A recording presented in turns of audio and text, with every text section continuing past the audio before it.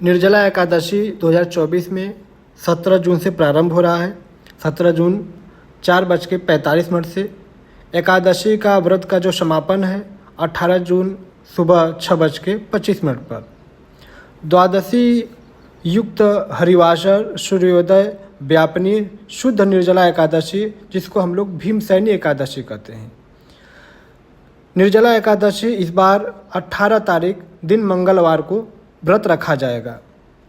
इस बार की एकादशी 2 दिन की पड़ रही है, इसलिए शास्त्रों के अनुसार बताया गया है कि जब एकादशी 2 दिन की पड़ती है तो दूसरी एकादशी का व्रत रखा जाता है, क्योंकि पारण कभी भी हरिवासर के समय नहीं किया जाता है। पारण का जो समय है, जो व्रत खोलने का समय है, वह 19 तारीख सुबह 4:24 से और सुबह 7:28 तक खत्म हो जाएगा। कहने का मतलब यह है कि जो आपके व्रत का खोलने का समय है, जो पारण का समय है, वह 4:24 से 7:28 सुबह तक रहेगा। उस बीच में आप अपने व्रत को खोल सकते हैं। और आज मैं आपको निर्जला एकादशी के बारे में बताएंगे कि निर्जला एकादशी क्यों मनाया जाता है और निर्जला एकादशी के समय क्या सावधानियां रखनी चाहिए, कैसे पूजा पाठ करना चाहिए और पूजा पाठ का जो फल है वह कैसे प्राप्त किया जाता है। तो निर्जला एकादशी के दिन सबसे ज़्यादा आप ओम नमो भगवते वासुदेवाय नमः का जप करिए। इस दिन हरि भगवान का पूजा होता है, भगवान कृष्ण का पूजा होता है, भगवान राम का पूजा होता है। एकादशी का जो व्रत है, ऐसे तो भगवान नारायण को बहुत प्रिय है। एकादशी व्रत के समय अन्न ग्रहण नहीं किया जाता है। जो जीव एकादशी का व्रत करता है, सहज में ही वह भवसागर से पार हो जाता है। इतना प्रिय है भगवान नारायण को एकादशी का व्रत। परंतु एकादशी ज्येष्ठ मास की शुक्ल पक्ष की जो एकादशी है उसे निर्जला एकादशी कहते हैं। निर्जला एकादशी का सबसे बड़ा फल यह है, जो व्यक्ति 12 महीनों का 24 एकादशी नहीं रख सकते, अगर वह एक एकादशी का व्रत रख ले, वो भी निर्जला एकादशी का। निर्जला का मतलब जल के बिना। बहुत लोगों ने प्रश्न करते हैं कि महाराज जी जल पी सकते हैं क्या? इसका नाम ही निर्जला है तो आप कैसे जल पी सकते हो? निर्जला एकादशी यह तपस्या है, जो बिना जल के आप व्रत रहते हैं। इतनी भीषण गर्मी में जो 24 घंटे का व्रत है, सूर्य उदय से सूर्य उदय तक, तो इस भीषण गर्मी का जो व्रत निर्जला एकादशी का है, जो इस समय पड़ता है, तो उसको 12 महीने में जो 24 एकादशी आता है, उस 24 एकादशी का फल उसको, उस व्यक्ति को जो निर्जला एकादशी का व्रत रहता है, उसको इस व्रत में ही मिल जाता है। एक बार वेद व्यास महाराज पांडवों के भवन में पधारे। पांडवों के भवन में पितामह भीष्म भी मौजूद थे। उस समय कुछ सत्संग की चर्चा हो रही थी, तो उस समय भीम ने अपना प्रश्न रखे वेद व्यास के चरणों में। बोले, महाराज जब भी एकादशी आती है तो मेरा माँ भी व्रत रहती हैं, मेरे भाई भी व्रत रहते हैं, लेकिन लोग हमारे ऊपर प्रेशर डालते हैं तुम भी व्रत रहा करो, लेकिन मैं एकादशी का व्रत नहीं रह पाता हूँ, क्योंकि हमसे बिना अन्न खाए नहीं रहा जाता है। महाराज, मैं एक समय भी अन्न के बिना नहीं रह सकता, तो कोई एक ऐसा उपाय बता दीजिए जिससे मैं भी व्रत रह लूँ और मेरा भी कल्याण हो जाए। वेद व्यास महाराज ने कहा, देखो भीम, तुम एक काम करो। वेद व्यास महाराज जी ने कहा, देखो भीम, तुम एक काम करो, ज्येष्ठ मास की शुक्ल पक्ष की जो निर्जला एकादशी है, तुम उसको बिना जल के उस व्रत को पूरा करो। सूर्य उदय से सूर्य उदय तक जल ग्रहण मत करना। तुम्हें 24 की 24 एकादशियों का फल प्राप्त हो जाएगा। भीम ने कहा कि एक दिन तो मैं तपस्या कर सकता हूँ, इसलिए इस एकादशी का नाम भीम एकादशी भी कहा जाता है। जो व्यक्ति निर्जल रहकर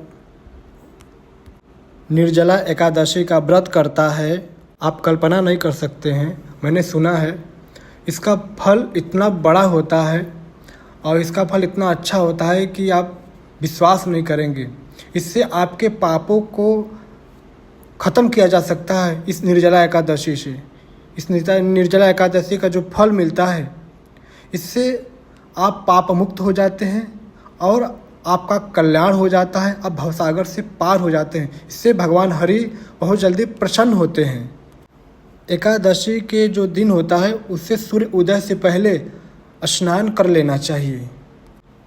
स्नान करने के बाद पूजा पाठ जो विधि से किया जाता है उसको विधि पूर्वक करने के बाद आप संकल्प लें कि मैं जो निर्जला एकादशी रह रहा हूँ और इससे हमारे पूर्वजों का कल्याण हो, मेरा कल्याण हो और विश्व शांति के लिए भी भगवान से प्रार्थना किया जा सकता है। और भगवान हरि से यह प्रार्थना करना चाहिए कि प्रभु हमारे अंदर इतने सामर्थ्य दो कि मैं इस निर्जला एकादशी को मैं व्रत रख सकूं, क्योंकि भगवान के बिना संभव नहीं है। गर्मी तो बहुत तेज है, जब उनकी कृपा होगी तभी आप बिना जल के इस निर्जला एकादशी को रह सकते हैं। आप व्रत के दिन ज़्यादा से ज़्यादा ओम नमो भगवते वासुदेवाय नमः का जप कर सकते हैं। जो भी व्यक्ति निर्जला एकादशी का व्रत रहता है, जो अपना उसका स्वयं का बिस्तर होता है वह भूमि पर होना चाहिए, वो बेड पे ना सोए, वह ज़मीन पर सोएं। इससे बहुत अच्छा माना जाता है इस निर्जला एकादशी में। और आप झूठ मत बोलिए, आप क्रोध मत करिए, किसी से झगड़ा लड़ाई मत करिए। निर्जला एकादशी के दिन सबसे ज़्यादा भगवान का नाम का जप किया जाता है, प्रभु का चिंतन सिमरन किया जाता है, किसी से फालतू फिजूल बोला नहीं जाता है, सिर्फ भगवान के उस दिन चिंतन होती है। और रात को जागरण करना चाहिए। रात को जाकर सबसे ज़्यादा आप भगवान के नाम का जप करिए, शालिग्राम का पूजन करिए। मैं तो कहूँगा कि आप निर्जला एकादशी का जो व्रत है आप पूरे रात जागरण करिए और सबसे ज़्यादा आप भगवान हरि के नाम का जप करिए। मैं आपको मंत्र भी बताया हूँ, आप ओम नमो भगवते वासुदेवाय नमः इस मंत्र का जप भी कर सकते हैं। पूरे रात जप करिए, इससे आपको बहुत ज़्यादा पुण्य की प्राप्ति होगी, आपके पापों का नाश होगा, इससे आपके ऊपर भगवान हरि की कृपा होगी। तो आप इस निर्जला एकादशी को विधि पूर्वक पूजन पाठ करिए और प्रयास करिए कि इस दिन झूठ न बोलने का, बिस्तर पर न सोने का, किसी से बहुत ज़्यादा मिलने जुलने, किसी से फालतू बात विचार करने का। आप अपने आप को एकांत जगह पर बैठकर बस सिर्फ भगवान के आप कोई तस्वीर रख लीजिए हरि का, उस तस्वीर को देखकर आप उनके नाम का सुमिरन करिए, मंत्र का जप करिए। इससे क्या होगी कि इस दिन आप जब आप निर्जला एकादशी बिना जल की तपस्या कर रहे हो, तो अगर आप मन में किसी के प्रति गलत भाव रख लोगे, आप किसी को गाली दे दोगे, तो आपकी जो पुण्य की प्राप्ति होगी ना वो नहीं हो पाएगी। आपकी जो मेहनत कर रहे हो, इतना तपस्या कर रहे हो, उस तपस्या का फल नहीं मिल पाएगा। इसलिए निर्जला एकादशी को जब व्रत रहा जाता है तो बहुत सावधानियां की भी आवश्यकता पड़ती है। तो आप लोग निर्जला एकादशी के समय सबसे ज़्यादा भगवान का नाम चिंतन हरि का करिए, इससे आपको पुण्य की प्राप्ति होगी। जैसे कि आपको बता दिया गया है कि 18 जून को दिन मंगलवार आप इस व्रत को रखेंगे जो निर्जला एकादशी है।